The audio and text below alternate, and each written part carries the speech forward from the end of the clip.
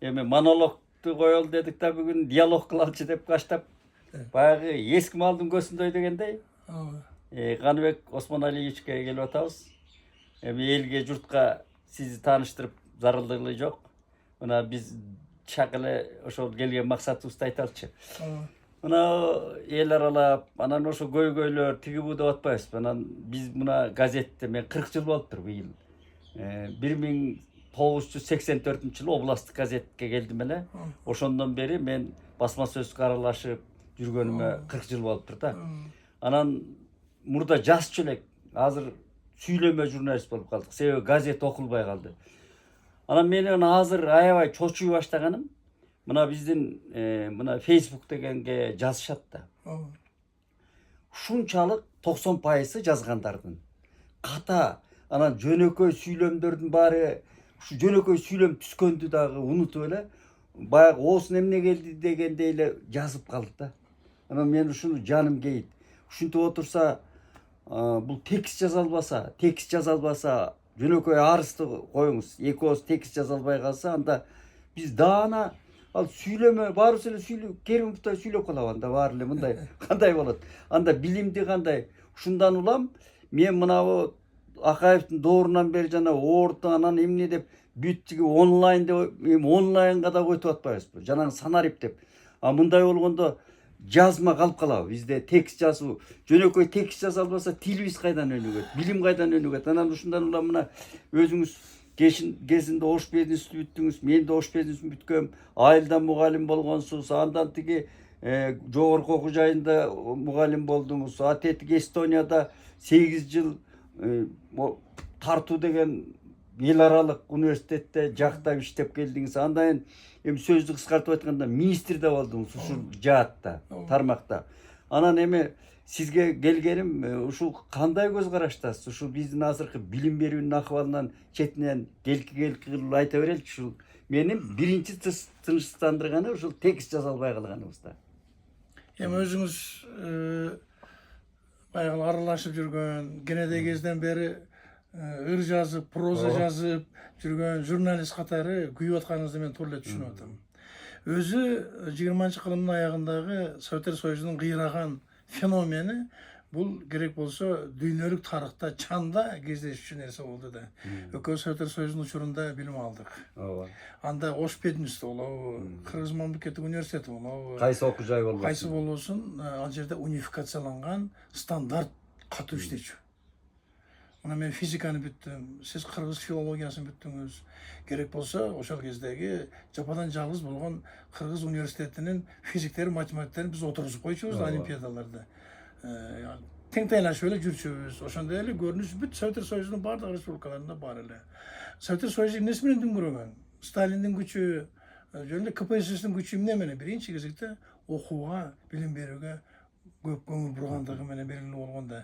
Черчилль бекер айткан эмес да, баягы соко менен падышачылык Россиядан алган Сталин ядролук куралга тете кылып өткөрүп берди депчи. Анын бардыгы билим берүүнүн эсебинен болуп атат. 91-жылы Советтер Союзу жок болгондон кийин биз кыргызстандыктар эң чоң, биринчи чоң катачылыкты ушул билим берүү системасын талкалаган менен баштадык да. Эсиңизде болсо, мына экөөбүз жашташпыз, жаш эле жигиттер болчубуз, ошол кезде 36-35 жигиттер болчубуз. Акаев, Аскар Акаевич келгенде мен тим эле уулду болгондой сүйүнгөнмүн. Калпагымы жогору ыргытып. Баарыбыз майрамда. Мынакей, мына эми түшүнгөн Кудай сактамадыбы? Мына Өзбекстанга Каримов келди, аграрий, Казакстанга партократтар, Назарбаев келди, ал болсо индустрия бизге академик келди, окумуштуу келди. Эмне болду? Прогресс келди дейт. Эмне болду? Сиз айткан трагедия ошол Акаев менен башталды да. Буну ачык айтайлычы экөөбүз, мына 70 таяп калды. Биринчи эле эмнени талкалаштылар? Биринчи эле өндүрүштү талкалашты. Песак программасы менен. Анан колхоз-совхоздор кетти, ит бекер кетти. Өндүрүш жок болгондон кийин биринчи эле сокку билим берүү системасына болот экен да. Айрыкча кесиптик билим берүү системаларында. Кесиптик билим берүүнүн 3 баскычы бар го. Башталгыч баягы ПТУ, ГПТУ деп койчу элек. Андан кийин техникумдар, анан жогорку окуу жайлары. Аларды бүтүргөн балдар завод, фабрикалар иштебесе, кайка барып иштешет? tentip ketişti de. Mana oşunun azabынан анан адам да өлгөн үстүнө көмгөн кылышты дагы баягы жат жазуу, сочинение деп коебуз, диктант деп коебуз. Ошонун баардыгын жок кылышып туруп баягы ОРТ дегенге өткөрүп коюшту. 2000 мен ошондо каршы чыккам. Мен 2007 жылы министр болдум, бир 10 ай министр болдум. Ошондо абдан чоң резонанстуу иштерди жасаганбыз биз. Ошо ЖРТны токтотуш боюнча. Аракет бирок колубуздан келген жок. Өзү бар шаблон сызгандай эле нерсе болду да. Эми мына сиздин эмени сиз өзүңүздү абдан сыйлайм, сиздин мына берүүңүздү сыйлайм. Бирок бул жерде бир гүлдүрө турган нерсени айтып койсом болбойт да. Биз мектепте окуп жүргөндө, айрыкча 9-10 класста окуп жүргөндө кыздарга кат жазабыз. Туурабы? Өзүбүздүн сезимибизди билгизип, ошондо тим эле сулуу кылып жазып, ыр менен кошо жазып, проза менен кайра текшерип, катасын кайра текшерип, өзүбүздөн өзүбүздү тарбиялаган ошолордун баары жок болду да. Анан сиз айткандай телефон чукуп эле, анан баары Facebook'тун балекеттеринин баардыгы кетти. Сиз айтып атасыз, Facebook'та катыларды көрүп үрөйүм учуп атат деп. Эланайын, Душан Касыевич, мен министр катары мурдагы, депутат катары, анан кече жакында деле мына кызматтарда иштеп жүрдүм. Президенттин администрациясынан баштап айыл өкмөтүнө чейинки иштеген муниципалдык мамлекеттик кызматкерлердин деңгээли кандай жазат деп мени сураңызчы. Тим эле төбө чачың тик турат да. Мунун баардыгы биздин улуттук трагедия болду да. Мисалы үчүн кээ бир өлкөлөр андай нерсеге барышкан жок. Совет Союзунун составында мисалы үчүн Прибалтика өлкөлөрү, ошол эле мен экинчи мекени болуп калган Эстония. Алар дароо эле баардык стереотиптен кетишти. Дароо эле. Алар тескерисинче бир дагы ОРТ, ЖРТ дегенди киргизишкен жок алар. Алар өзү эстон тили абдан татаал тил. Фино-угордук типке кирет да. Мен тагы ушул жерден айткым келип турат, эми себеби мисал кылып айткым келет да. Мына азыркы Кытайдын кандай деп аталат азыркы жетекчиси? Мына сиз жакшы билесиз, атына дагы Си Цзиньпин. Бул кызматы кандай деп аталат? Кытай мамлекетинин төрагасы. Анан Кытай компартиясынын төрагасы. Төрагасы деп айтылат. Эми кыскасы башчысы. Председатель деп коюшат. Ушул кишинин китеби бар экен. Эми мен орусчасын карагам мындай. Анан бул баягы биздин көз карашта карайсыз да. Мисалы үчүн биздин жетекчилердин китептерин бирөөлөр иштеп берет, жазып берет деп. Мурдатан ушундай. Анан муну биздеги азыр интеллектуал чоң менин сыйлаган акем Эсенбай Нурушев которуп атканын билем да. Ал кайра ушуну көзөмөлдөшөт экен. Көрдүңүзбү? Көзөмөлдөшөт. Ошол китеп кыргызча кенедей кыргыз элине кандай тарат, сабаттуу тарап атабы деп ошол Эсенбай акени көзөмөлдөп канчадан бери иштеп атат. Эми биздин президенттин бир китеби чыкты. Мен былтыр сындап жаздым. Ал Садыр Нуркожоевичтин күнөөсү эмес. Бер жактагы иштетип аткан, алып аткан редактор деген бар да. Жанында отургандар. Сабатсыз чыгып мына эмгичектүү сөз болуп жүрөт да. Анан эгерде биз ушундай мамиле жасап отурсак, жанагы текст жаза албай калды деп мен күйгөнүм ошол болуп атпайбы? Анда биз кандай болот? Текст жаза албаса, анда тилди эмес башкасын да өнүктүрө албайбыз. Башкадан. Туура айтып атасыз. Анан эми мен берейин дегеним, мына мектептерди көз салып атасыз да. Мектептер кандай элге билим берүүнүн ылдый жагы? Биринчиден мектептердин негизги милдети эмнеде экендигин ачык айрым сүйлөшө алабыз. Ошону. Жалпы билим берүү деген эмне бул өзү? Жалпы билим берүү деген ал кедейдин баласы болобу, байдын баласы болобу, өкмөт бекиткен мамлекеттик стандартка жооп бере турган принципте гана окутуш керек. Жалпы орто тең, бардыгына тең, тең, кийимдерине да карабай, баягы эмесине да карабай. Ошол бузулду бизде. Биринчи эле. Ошол 95-жылдан баштап абдан чоң диверсия болду биздин жалпы билим берүү мектептеринде, жалпы орто билим берүү мектептерде. Аларды эмне кылышты? Лицейлерге айландырышты кээ бирлери. Айрыкча Бишкек шаарында, Ош шаарында, чоң шаарларда кандайдыр бир аянтча дегендерди ойлоп табышты, гимназия дегендерди ойлоп табышты, болсун. А бирок алардын баардыгы акча кылуунун гана коммерция болуп калды. Максатына өттү да. Бул жерде мен сизге бир мисалды айтып коем, мына көрүүчүлөр дагы угушсун. 2013-жылы мен Лондонго бардым. Анда жогорку кеңеш депутаты, анан профилдик комитеттин башчысы катары чакырылып, Лондонго барып, Лондондун мэри биздин делегацияны өзү бир 4-5 мектепке алып барды да. Алып барганын көрсөтүп, анан акырында чай ичип отурганыбызда бизге айтып атпайбы? Урматтуу коноктор, мен Кыргызстанда 2 жолу болдум. Силер эмне эле кылып атасыңар? Силер кандай коомду түзүп алдыңар? Силер социализмден түз эле супер капитализмге өтүп алыпсыңар. А биз тескерисинче дейт. Ооба. Акы төлөнгөн, акча төлөп окуй турган мектептерди жаап, бардыгын муниципалдык мектепке өткөрүп атабыз. Мамлекеттик мектепке. Мамлекеттик стандартты. Себеби мектепке биз тийишпешибиз керек экен деп айтып атат. Мектепте бардыгы базалык билимди алып чыгыш керек. Мамлекеттин идеологиясынын ченинде да. Кат жазганды үйрөнүш керек. Жат жазганды үйрөнүш керек, дил баян жазганды үйрөнүш керек. Ушулардын бардыгын биз үйрөтүп атабыз. Бардык предметтерди тең таанышып окуш керек. Мисалы үчүн физика боюнча Оомдун законун билиш керек сөзсүз. Ньютондун мыйзамдарын билишибиз керек. Анан кванттык физиканын элементтерин үйрөтүшүбүз керек. Болду, анан калгандарын өздөрү баягы кесиптер тандап алгандар, өздөрү баягы университеттерге барат, кесиптик орто, жогорку окуу жайларга барат, ошондой эме кылат. А силер баарын аралаштырып дейт. Мектептен эмне дейт? Бир предметтерди киргизип алыпсыңар дейт. Болбогон предметтерди дейт. Илгери эсиңизде барбы? Биздин мектепте коом таануу деген гана сабак болчу. Коом таануу деген абдан жакшы сабак болчу. Аны болгондо 10-класста окутчу. Ошол эле бизге жетиштүү болчу. Анан кийин жалпы адамдын баалуулуктары жөнүндөгү маалыматтарды керек болсо физик мугалим физиканы окутуп атып үйрөтчү бизге. Математик мугалим Пифагор моундай болгон. Пифагор кичинесинде жаш кезинде боксер болгон.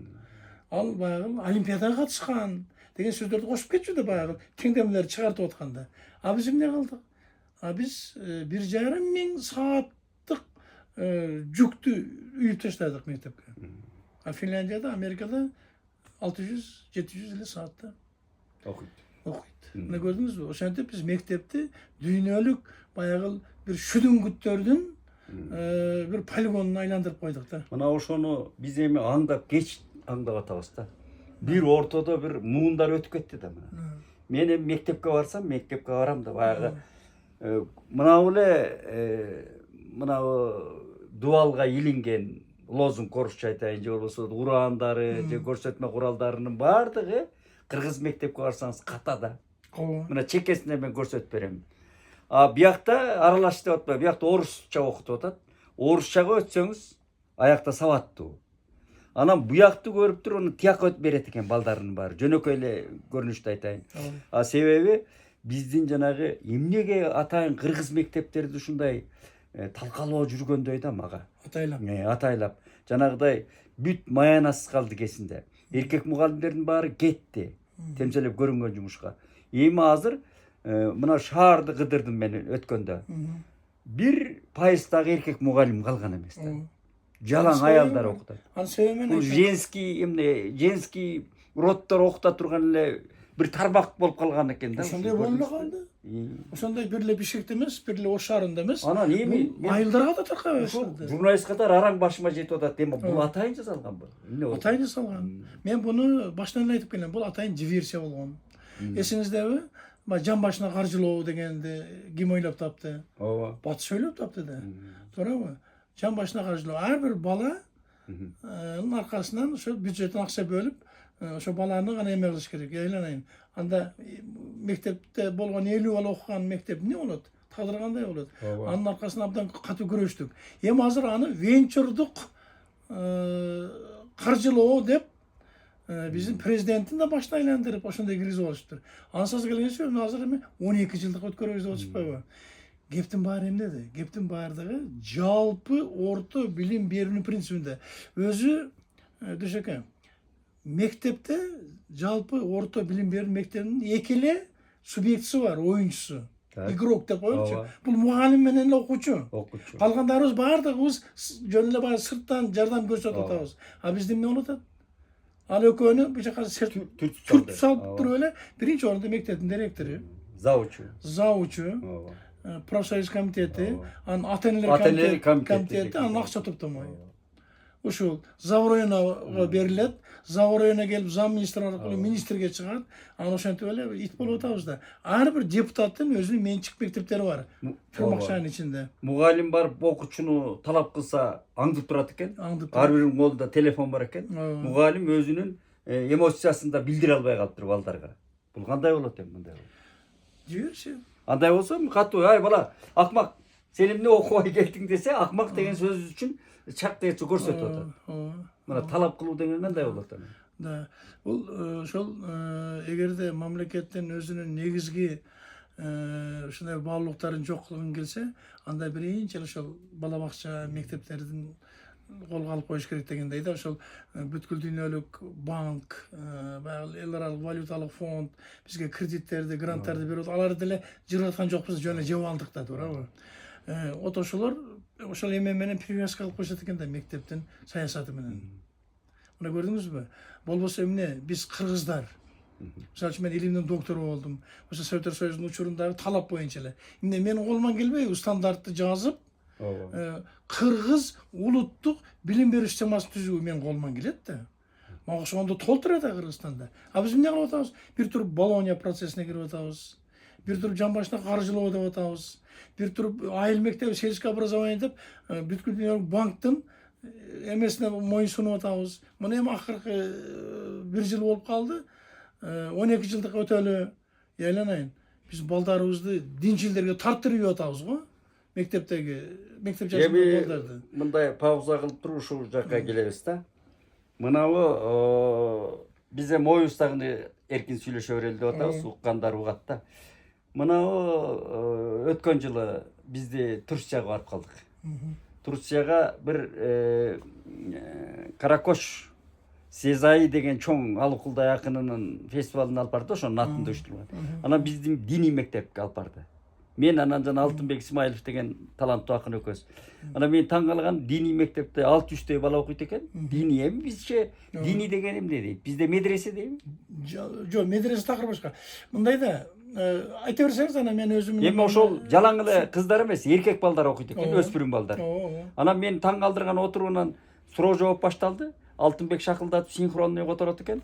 Мени шаштымды кетиргени Манас менен Айтматов боюнча тал төөндөй суроолорду бергени мен таң калтырды да. Балдар көрсө, ошолорго ошол биздин Манас Айтматовдон өтө сабак өтүлөт экен. Түрк тарых адабияты деген темада. Мен аны жакшы билем. Көрдүңүзбү? А биздин диний мектептерде эмес, өзүбүздүн мынабы светский мектептерде ушундай деңгээлдеги балдар жок азыр. Көрдүңүзбү?